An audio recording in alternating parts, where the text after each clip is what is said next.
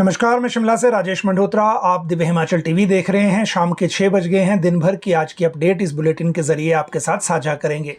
देखिए, रविवार का दिन था, उसके बावजूद आप इसको ब्लैक संडे कह सकते हैं। 3 अलग अलग हादसे प्रदेश में हुए हैं, रोड एक्सीडेंट, और इनमें जो डेथ टोल है अभी तक वो 9 तक पहुंच गया है। इसीलिए बड़े अरसे बाद ऐसा हुआ है कि, और इसमें से लगभग जो सारे हादसे हैं वो ह्यूमन एरर के हैं। ये एक बड़ा संकेत है राज्य में जो रोड एक्सीडेंट्स हो रहे हैं उनमें कारण असली क्या होता है। ये सारी चीज़ें आज आपको बताएंगे। कल कैबिनेट की बैठक हुई थी। कैबिनेट की बैठक में हिमाचल में भर्तियों को लेकर एक नई नीति को लेकर फैसला हो गया है, और आज कार्मिक विभाग के अधिकारियों ने इसकी कंफर्मेशन भी कर दी है। जब कैबिनेट से फाइल वापस आएगी, नोटिफिकेशन या जो भी इसके बारे में होना है वो होगी, तो हम अलग से भी आपको इस बारे में अपडेट कर पाएंगे। लेकिन जो मुख्यमंत्री का टूर अब कहाँ का है, ये कैबिनेट की बैठक होने के बाद 2 तारीख से लेकर 5 तारीख तक 3 दिन का टूर बाहर का है। और ये जो टूर है ये कहाँ कहाँ का रहने वाला है, इसमें राज्य सरकार की जो बड़ी योजनाएं हैं, खासकर जो जूलॉजिकल पार्क है कांगड़ा के बनखंडी वाला, उससे रिलेटेड क्या क्या चीज़ें अब अपडेट होके आ रही हैं वो बात करेंगे। साथ में बात करेंगे इस बुलेटिन में बाकी जो इम्पोर्टेंट मसले चल रहे हैं उनकी, एक एक करके। शिमला समर फेस्टिवल की शुरुआत आज से हो रही है, और जो स्टेट कैडर का जो मामला है जिसमें सरकार कोर्ट में केस जीत गई है, क्योंकि इसको रेवेन्यू का ये केस था, इसको चैलेंज किया गया था कर्मचारियों के माध्यम से। कोर्ट में सरकार वहां जीत गई है। टीजीटी प्रमोशन की बात करेंगे, डीए पर अब सवाल क्यों उठ रहे हैं वो बात करेंगे। रजनी पाटिल वापस चली गई हैं, उन्होंने यहाँ क्या किया वो बात होगी। जयराम ठाकुर ने आज एक प्रेस वार्ता की है, और जो कोऑपरेटिव बैंक का बैंक फ्रॉड था जिसको साइबर अटैक कहा जा रहा था, उसमें क्या मिला और कहाँ इसके बारे में छापेमारी चल रही है वो बताएंगे आपको। और फिर बात करेंगे यमुना में लोग फंस गए थे और इनके फंसने की वजह क्या थी, क्योंकि मौसम चेंज हो रहा है बार बार, और जहां बर्फ़ पिघलने के एरियाज़ हैं नदियों में जल स्तर उसके कारण बढ़ रहा है, और बाकी जो मैदानी एरिया हैं वहां पर अचानक बारिश के कारण अब जल स्तर बढ़ रहा है। इसीलिए थोड़ा अलर्ट रहने की भी ज़रूरत है। मौसम का जो फोरकास्ट है वो तो आपको बताएंगे ही, लेकिन फोरकास्ट के साथ एक जो बड़ी इंपॉर्टेंट अपडेट है अब वो है फोरकास्ट के साथ साथ जो अभी एक रिपोर्ट आई है प्री मॉनसून सीज़न में जो हिमाचल में बारिश हुई है। आज मौसम विभाग ने इस रिपोर्ट को जारी किया है, और इस रिपोर्ट से पता चला है कि हिमाचल में कितना कम बारिश हुई है प्री मॉनसून सीज़न में। प्री मॉनसून का सीज़न कब से कब का माना जाता है वो भी इसके ज़रिए आपको पता चल जाएगा, जो आज हम आपको जानकारी इसमें देंगे। और जो बाकी मामले हैं इसके वो भी जो मॉनसून का जो फोरकास्ट है आगे, क्योंकि अब जो मॉनसून है स्टेट में इस बार थोड़ी अर्ली है, देश में भी अर्ली थी, और पूरे देश में हिमाचल का जो उम्मीद है वो ये है कि 17-18 जून के आसपास मॉनसून हिमाचल पहुंच जाएगा, और फिर जो उसका जो असर है वो आने वाले दिनों में हमें दिखेगा। अभी तक प्री मॉनसून सीज़न जो मार्च से मई के बीच में लिया जाता है, ये पूरे आप कहिए कि 1901 से लेकर 2025 तक ये 39th जो लोएस्ट रेनफॉल है। 175 मिलीमीटर बारिश इस सीज़न में हुई है, जबकि 240 एवरेज थी, और जो टोटल माइनस, इसमें -27% रेनफॉल कम हुआ है बाकी जिलों के मुकाबले। इसमें सबसे ज़्यादा जो कमी आई है रेनफॉल में वो लाहौल स्पीति में 51%, 47% चंबा में, और 27% जो है वो आई है इसमें जो डिपार्चर हुआ है मैं उसकी बात कर रहा हूँ। और ये जो डेफिशिएंसी है अब ये मॉनसून के सीज़न में पूरी होती है या नहीं, या इसकी डेफिशिएंसी को आगे पूरा किया जा सकता है कि नहीं, ये आने वाले दिनों में पता चलेगा।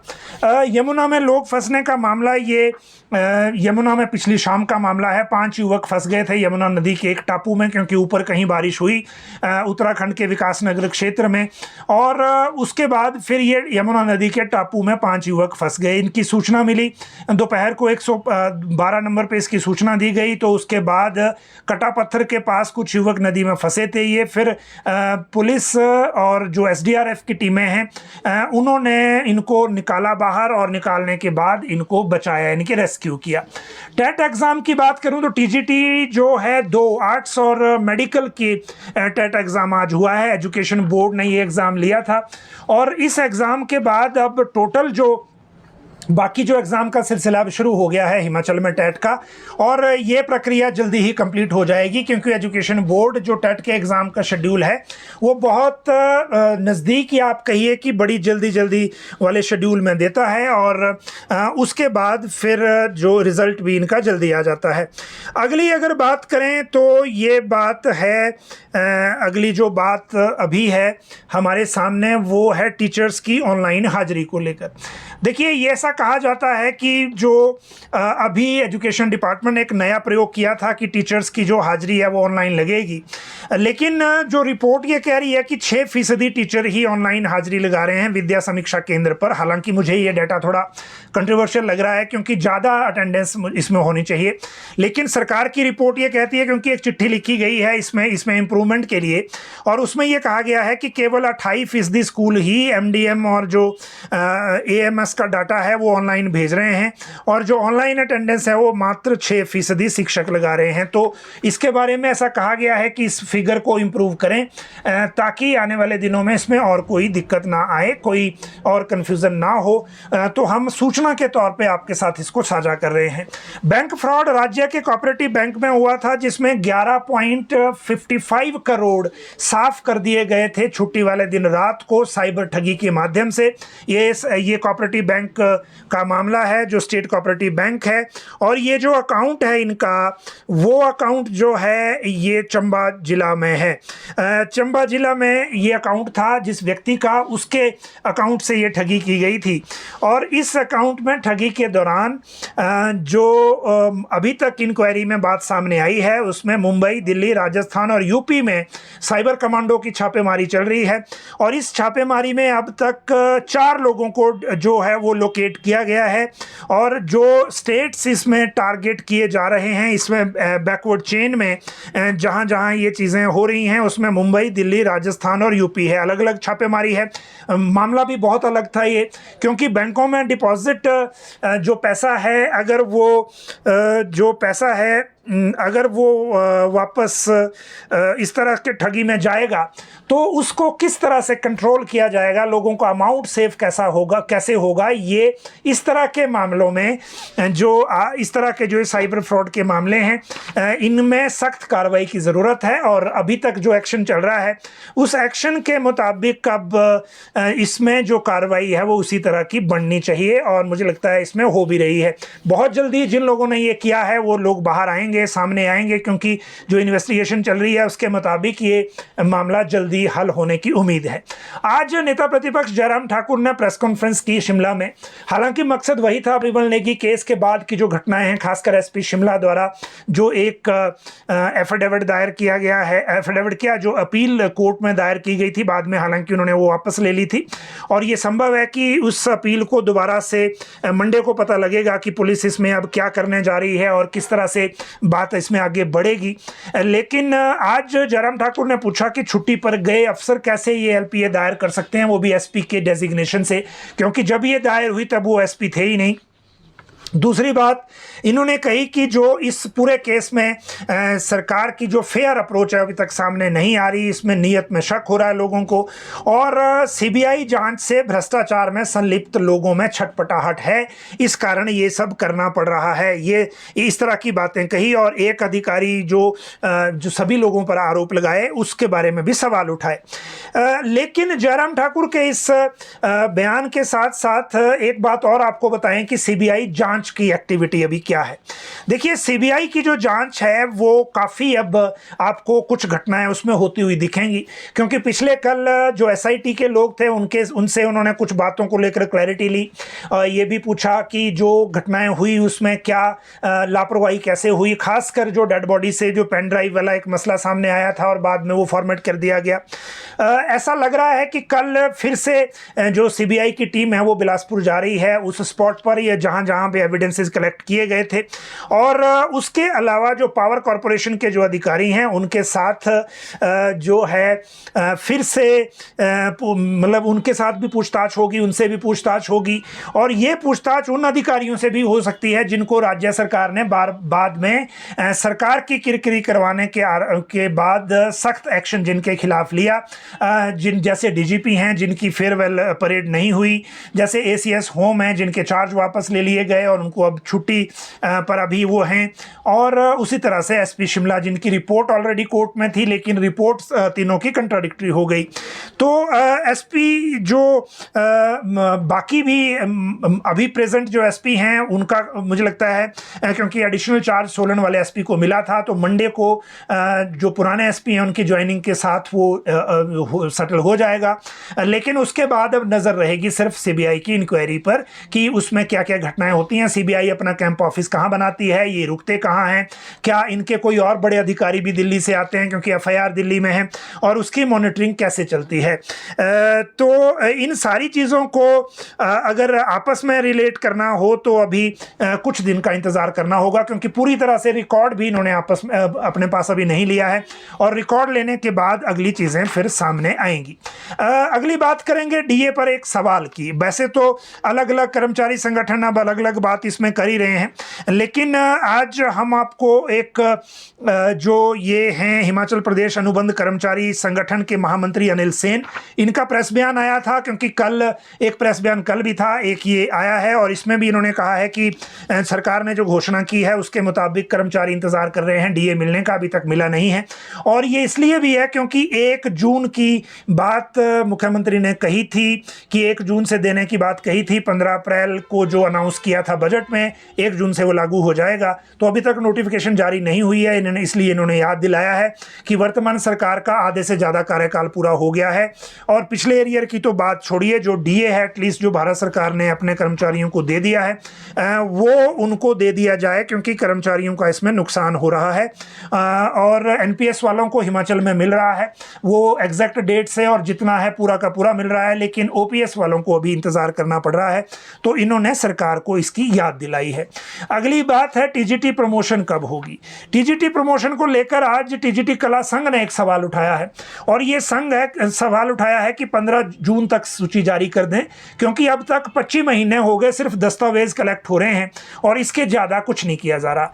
तो ये कई शिक्षक बिना प्रमोशन के रिटायर हो रहे हैं, टीजीटी से इन्होंने लेक्चरर बनना है, और इनके जो प्रदेशाध्यक्ष हैं टीजीटी कला संघ के सुरेश कौशल और महासचिव विजय हीर, इन्होंने ये कहा है कि 5 बार अभी तक दस्तावेज जमा हो चुके हैं लेकिन इनको प्रमोशन नहीं मिली, तो ये सरकार इसमें विभाग जल्दी काम करे। वैसे शिक्षा मंत्री ने भी इस बारे में जल्दी काम करने को बोला था, लेकिन अभी तक कोई रिजल्ट सामने आया नहीं है, इसीलिए ये लोग भी कह रहे हैं। पीसीसी की बात करें तो रजनी पाटिल संगठन पर चर्चा कर वापस चली गई हैं। चर्चा ये है कि 10 से 15 दिनों में पीसीसी के जो पदाधिकारी हैं उनको लेकर फैसला हो जाएगा और उनकी नियुक्ति भी हो जाएगी। राज्य सरकार का भी ये मत है कि ये सारी चीज़ें ज़्यादा जल्दी हो जानी चाहिए अब, क्योंकि इसमें देरी भी हो गई है। प्रदेश अध्यक्ष के पद पे प्रेजेंटली सिर्फ प्रतिभा सिंह हैं और आगे पूरी बॉडी है नहीं, तो अध्यक्ष नया होगा या पूरी बॉडी नई होगी, ये सारी चीज़ें आगे सामने आएंगी, लेकिन जल्दी इसमें फैसला होने वाला है, क्योंकि ये तीसरी मीटिंग होगी रजनी पाटिल की। इससे पहले 2 दौरे और थे, ये तीसरा दौरा हो गया। इसके बाद बात करेंगे, इसके बाद अगला जो मुख्यमंत्री के 3 दिन का दौरा शिमला से बाहर का है। देखिए सीएम जो है वो 3 दिन के लिए शिमला से बाहर जा रहे हैं। कल उनका दौरा, कल वो यहाँ से जाएंगे और अन्नाडेल से बड़ू जाएंगे हमीरपुर के, वहाँ पे वन मित्र जो ट्रेनिंग ले रहे हैं, जो नया बैच है हमीरपुर के लिए, उनके साथ इंटरेक्शन करेंगे। इससे पहले शिमला वालों के साथ भी मुख्यमंत्री ने इंटरेक्शन किया था। उसके बाद फिर नादौन जाएंगे अपने चुनाव क्षेत्र, रात को सेरा रेस्ट हाउस में रुकेंगे जाएंगे, बीच में ज्वालामुखी के सपड़ी जाएंगे, ज्वालामुखी में उद्घाटन शिलान्यास हैं, फिर सेरा आ जाएंगे, रात को वहाँ रुकेंगे, अगले दिन 3 तारीख को वहाँ से देहरा जाएंगे और वहाँ सारे कार्यक्रम होंगे। इसी में हरिपुर में कार्यक्रम है, देहरा में कई कार्य जो दफ्तर बन रहे हैं उनके उद्घाटन और शिलान्यास हैं। फिर रात्रि विश्राम देहरा में होगा, उसके बाद वापस फिर शिमला का इनको ढलियारा कॉलेज भी जाएंगे, देहरा बाईपास पर पृथ्वीराज चौहान की प्रतिमा का अनावरण करेंगे। बनखंडी में जो एक जू बन रहा है या जूलॉजिकल पार्क बन रहा है उसकी जो रिलेटेड बिल्डिंग्स हैं, चाहे वो हॉस्पिटल है, चाहे वो पानी की, उनके लिए जो पानी की ज़रूरत है उसकी स्कीम है, तो वो स्कीम जो है उनका शिलान्यास होना है। और ये सारी चीज़ें इस दौरे के दौरान रहने वाली हैं। इसके साथ साथ एक और बात जो अच्छा वापसी कब होगी, तो वापसी जो है वो 5 तारीख को शाम 5 बजे शिमला वापसी मुख्यमंत्री की होगी। और उसके बाद जो शिमला से रिलेटेड फिर घटनाएं हैं, अपडेट्स हैं, फैसले हैं, वो बातें यहाँ होंगी। अगली बात करते हैं प्रमोशन की इंक्रीमेंट को लेकर, और ये कोर्ट से केस जीता है, जो ये एक फैसला आया है कोर्ट से, और ये है हेड टीचर से जो जेबीटी से हेड टीचर बने थे, हेड टीचर से वे सीएचटी बन गए। हेड टीचर की जो 3% की प्रमोशनल इंक्रीमेंट है वो इनको नहीं मिली थी। 2012 से पहले पदोन्नत हुए सीएचटी का ये मामला है और हाई कोर्ट में केस लगा था, ये सिंगल बेंच में था और जस्टिस ज्योत्सना रिवाल दुआ ने ये फैसला किया है कि सरकार जो है राज्य केवल इस आधार पर पदोन्नति इंक्रीमेंट देने से इनकार नहीं कर सकता कि याचिकाकर्ताओं को 1 अक्टूबर 2012 से पहले सेंटर हेड टीचर के रूप में भी पदोन्नत किया गया था। ये तर्क दिया है, तो इनको ये प्रमोशनल इंक्रीमेंट देने का फैसला किया गया है। इसको सरकार जो कंटेस्ट करेगी तो ये डिवीजन बेंच में जाएगा। हालांकि इन्होंने ये भी कहा, कोर्ट ने इसमें देखिए अदालत ने टिप्पणी करते हुए कहा कि सरकार एक ऐसे मुद्दे को पुनर्विचार में डाल रही है जिसे पहले ही रणजीत सिंह मामले में सुलझा लिया गया था। अब रणजीत सिंह से आपको याद आया होगा, कॉलेज कैडर का मामला था और उसके बाद उसी की जो सीनियरिटी और जो इंक्रीमेंट का जो सीनियरिटी का खासकर जो एरियर या कॉन्ट्रेक्चुअल बेनिफिट था वो भी फिर एम्प्लॉय एक्ट के बाद रोकना पड़ा था और जो उसके बारे में उसके अगेंस्ट अब अपील ऑलरेडी हाई कोर्ट में चल रही है जिसमें एम्प्लॉय एक्ट भी अब जो लीगल स्क्रूटनी में आने वाला है। तो ये मामला उस तरह का है। 5 साल वाली भर्ती नीति की भी आपको जानकारी दे दें, कल कैबिनेट की बैठक थी, उसमें पर्सनल डिपार्टमेंट से एक नई भर्ती नीति अप्रूव हो गई है कैबिनेट से और उसमें अब जो 5 साल जो एक फिक्स पीरियड रहेगा, गुजरात मॉडल आप इसको कह सकते हैं। राज्य सरकार का ये तर्क है, कार्मिक विभाग ने जो कैबिनेट में नोट ले गए थे उसमें भी ये कहा गया है कि आउटसोर्स भर्तियों को कर्टेल करने के लिए राज्य सरकार ये पॉलिसी ला रही है। इसमें कंफ्यूजन करने की जरूरत नहीं है। वर्तमान में जितनी पद रिक्विजिशन में चले गए हैं राज्य चयन आयोग या लोक सेवा आयोग को, उनमें इसका कोई असर नहीं होगा। उनको 2 साल की ट्रेनिंग के हिसाब से ही होगा, जैसे कि पहले कॉन्ट्रैक्ट पॉलिसी थी जिसको ट्रेनिंग में कन्वर्ट कर दिया गया था, उसमें कोई दिक्कत नहीं है। ये 5 साल की भर्ती की नीति अब उस पर लागू होगी जो नई भर्तियां हैं सारी, मतलब जो रिक्विजिशन में अभी नहीं गई है या जो भर्ती की प्रक्रिया में नहीं आई है। तो ये बिल्कुल नई भर्तियां हैं जो नए सिरे से जाएंगी, नए सिरे से अप्रूव होंगी और इसमें फिक्स सैलरी होगी मंथली बेस पर, गुजरात मॉडल की तरह 5 साल के लिए। 5 साल ये ट्रेनिंग पर रहेंगे जिनको अपॉइंट करेंगे। भर्ती होगी राज्य चयन आयोग और लोक सेवा आयोग के माध्यम से ही और 5 साल में रहने के बाद फिर इनका डिपार्टमेंटल एग्जाम होगा, तब जाकर इनको रेगुलर किया जाएगा। ये पॉलिसी है। मतलब अभी तक की जो फोन से पता चला है वो ये है। और ये आउटसोर्स की जो भर्तियां पहले होती हैं उनको कर्टेल करने के लिए है कि सरकार अब आउटसोर्स की भर्तियां नहीं करेगी और इसी तरह की भर्तियों की तरफ को अब ज़्यादा प्रोत्साहन दिया जाएगा। तो ये फिक्स सैलरी वाला सिस्टम वो है। जब स्कीम नोटिफाई होकर बाहर आएगी या नोटिफिकेशन किसी भी तरह की इसमें होगी तो हम इसकी जानकारी आपको अलग से भी देंगे। इसके बाद अगला जो मामला है वो है स्टेट कैडर में सरकार केस जीत गई है। देखिए ये कुछ विभागों में सरकार ने प्रयोग किया था। एक किया था डिस्ट्रिक्ट जो डिजास्टर वाले हैं, डिस्ट्रिक्ट डीसी ऑफिस के कर्मचारी हैं, और एक किया था रेवेन्यू में। और रेवेन्यू वाला जो केस है ये कोर्ट में चला गया था।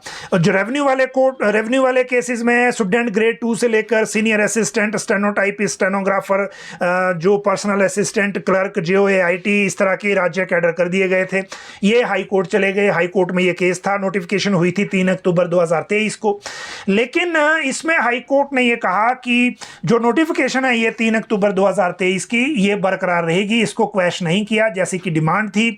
और जो कोर्ट ने ये कहा, क्योंकि इस कोर्ट में जो जस्टिस तरलोक सिंह चौहान और जस्टिस सुशील कुकरेजा थे, इन्होंने ये कहा कि न्यायालय को सरकार की शक्तियों में दखल देते समय संयम रखना चाहिए।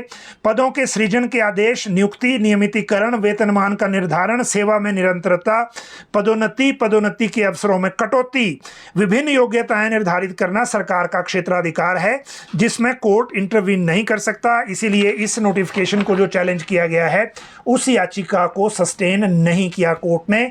और अब स्टेट कैडर वाली जो पॉलिसी है राज्य सरकार की वो अब अपहोल्ड हो गई है। तो ये सरकार केस जीत गई है इसमें। ये राहत की बात है गवर्नमेंट के लिए भी। अब अगली जो बात है वो है जो आज की सबसे बुरी खबर है, और ये बुरी खबर इसलिए कि 3 हादसे हुए प्रदेश में आज संडे के दिन, इसीलिए हम इसको ब्लैक संडे कह रहे हैं। अभी तक इन हादसों में 9 लोगों की डेथ हो चुकी है और एक सीवियरली इंजर्ड है जो अभी खतरे से बाहर नहीं है। ये सारा मामला है। पहला हादसा हुआ मंडी जिला के कमांद में, जहां जो एक आईआईटी भी बनी हुई है। कमांद पुल के पास महिंद्रा पिकअप है, ये पुल की रेलिंग से टकराई। देखिए इसमें हादसा कैसे हुआ। ये ओवर स्पीड पिकअप थी और इसमें टोटल 6 लोग सवार थे। ये जो पिकअप है ये कमांद पुल जो है उसकी रेलिंग से टकराई। रेलिंग से टकराने के कारण एक तरफ को ये बिल्कुल जिसको बोलते हैं कि क्रश हो गई एक तरफ से, और टेढ़ी होने के बाद इसमें जो लोग भरे हुए थे, जो सवार थे, वो वहाँ से पिकअप से बाहर निकल के नीचे दूसरी सड़क पे गिर गए नीचे जाकर। और जब ये नीचे गिरे तो उनमें से 5 की ऑन स्पॉट डेथ हो गई। ये 5 लोगों की, एक इसमें सीवियरली इंजर्ड हैं। और पुलिस ने इनको जो मामला दर्ज करने के बाद पहले तो शवों को बाहर निकाला, क्योंकि नीचे जो सड़क पे गिरे वहाँ पाइप गिरे हुए थे बहुत ज़्यादा, और उसके बाद उसमें ये फंस गए और जो डेथ है इसमें वो 5 की मौके पर ही हो गई थी। तो ये एक बड़ा विभत्स हादसा जैसे जिसको कह सकते हैं वो एक सामने आया है, और ये मंडी जिला के कमांद में है जहाँ आईआईटी भी है। दूसरा जो हादसा है वो इससे भी दुखद है, और ये बच्चों की मौत का है, 15 साल का और 13 साल का। और इन बच्चों को इनके माँ बाप ने इसी एज में बाइक चलाने को दे दी थी। अब ये दी या इन्होंने छुड़ाई, दी होगी पक्का, क्योंकि अगर ये चलाना भी सीख गए थे तो इसका मतलब ये रूटीन में उस बाइक को लेते थे और उस बाइक का इस्तेमाल करते थे। ये पांवटा साहिब के क्यारदा गांव का मामला है। अमरगढ़ पुरुवाला नहर रोड पर यह हादसा हुआ और 2 नाबालिग लड़के इसमें हैं। एक 15 साल का है, दूसरा 13 साल का। ये जो हैं भंडारे में जा रहे थे, ऐसा कुछ इसमें है कि इन्होंने ये था कि जो पूरा जो मामला है ये इसमें ये पता चला है कि ये जो बाइक है ये बाइक पे जा रहे थे दोनों, और जिसमें ओवर स्पीड ये बाइक हो गई और कंट्रोल इनसे हुआ नहीं, और ये जो बाइक है ये टकरा गई पेड़ से। हेलमेट दोनों ने नहीं पहने थे और इसीलिए ये एक लड़के की घटनास्थल पर ही मौत हो गई, जबकि दूसरा जो है वो निजी अस्पताल में प्राथमिक उपचार के बाद इसको यमुनानगर ले जाया गया। उसने दूसरे ने रास्ते में दम तोड़ दिया और दोनों को नहीं बचाया जा सका। ये पूरा मामला है। ये खेड़ा मंदिर जो है वहाँ भंडारे में जा रहे थे दोनों। तो ये दूसरा ऐसा अपडेट है जो बच्चे ही, नाबालिग बच्चे ही मौत का ग्रास बन गए हैं, और वो भी ह्यूमन एरर की वजह से। एक तो पेरेंट्स ने गलती की और दूसरा जो है इन बच्चों ने गलती की। तीसरा हादसा हुआ शिमला चंडीगढ़ नेशनल हाईवे पर कंडाघाट के पास, और ये हॉस्पिटल के नज़दीक ही हादसा हुआ, ओल्ड मेहता पेट्रोल पंप के पास, क्योंकि कंडाघाट हॉस्पिटल इसके नज़दीक है। वैसे आज संडे है, हॉस्पिटल में कितना स्टाफ था ये बात अलग है, लेकिन देखिए इसमें क्या हुआ कि एक बाइक आई, क्योंकि ये बाइक जो थी ये आ रही थी बाइक जो चंडीगढ़ की तरफ से, क्योंकि मेहता बस सर्विस ये शिमला से सोलन जा रही थी, और जो बाइक है वो सोलन से शिमला की तरफ को आ रही थी, और बाइक इतनी ओवर स्पीड थी कि ये जो ड्राइवर वाली साइड है बस की उससे टकराई फ्रंट पे सीधा, और जो दोनों जो लड़के हैं वो वहीं गिर गए और ऑन स्पॉट ही डेथ हो गई, क्योंकि सीवियर हेड इंजरी दोनों को हुई। दोनों में एक तो नीरज शर्मा 27 साल उम्र है इसकी, और ये मिनासा तहसील भोरंज का है, टिकरी मिनासा डाखाना गाँव और गाँव लदेड़ा भोरंज का, और दूसरा सूरज नागरे, ये जो है 25 साल का है और इनका जो वार्ड नंबर 2 गांव डाखाना तहसील सन्नू कांगड़ा का ये रहने वाला है। और दोनों को सिविल हॉस्पिटल कंडाघाट ले जाया गया, लेकिन वहां डॉक्टर ने इनको मृत घोषित कर दिया और बाद में परिजन भी आ गए थे और बॉडी जो है वो पैक करके इनके हवाले कर दी, मामला दर्ज कर लिया है। ये 3 हो गए, अब 2 और 5 और एक सीवियरली इंजर्ड है। तो ये 9 डेथ आज ब्लैक संडे के तौर पर आप कह सकते हैं हिमाचल में सामने आई है। और इन हादसों में दुखद पार्ट ये है कि तीनों हादसे ह्यूमन एरर की वजह से हैं और इस वजह से भी 9 लोगों की मौत हुई है। तो ये पूरे मामले आज के हैं। आपके पास अगर कोई और क्वेरी है तो इसी कमेंट बॉक्स में करें ताकि हम इसका जवाब आपको लेके दे सकें। संडे के दिन आप सब लोग इस लाइव में जुड़े, बहुत बहुत शुक्रिया।